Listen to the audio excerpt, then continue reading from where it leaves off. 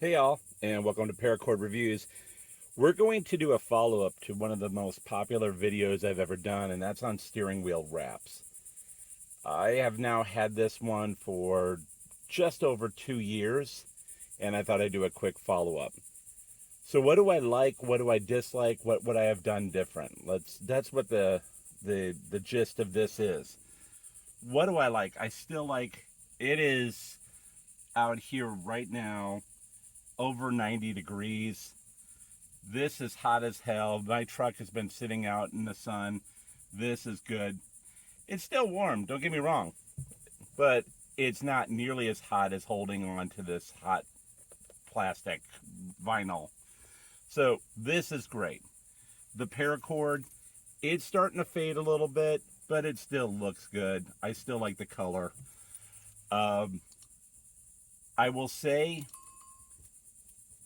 here it doesn't get super cold. I think the coldest we've had in my time here is at night. It got down to like 28 degrees one time, but otherwise we're usually in the 50s and 60s, if not more. When it's warm, this tightens up a lot, and it's real nice. It's a nice tight wrap. When it cools down, though, it gets a little looser. Now, as I told you before, when I did this, I used pliers to try and get it as tight as possible.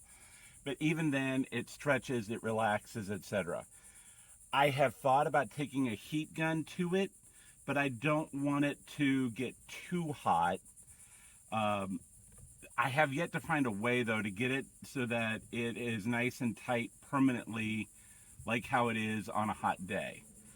So that is something I'm still trying to figure out. If any of you have wrapped your steering wheels and figured out something, let me know. But, some people have said, oh, you need to soak it in hot water, boil it. I know that'll tighten it up, but it eventually will relax back out. So I'm not certain. The only thing I wish I would have done, and this is a very small piece, is I wish I would have connected these together. There would have been a little piece that goes from the back over to the here, but rather than doing 4 separate pieces, I wish I would have done one continuous piece, and that's only because it creates a weak point. So I had to start down right here and end right here, so that meant I had to melt it. And I'm always concerned, and I'm a worrier, but I'm always concerned that, it's gonna pop or what have you. It hasn't yet, but it is a concern that sits in the back of my mind. But otherwise, that has been the only thing I wish I would have done differently.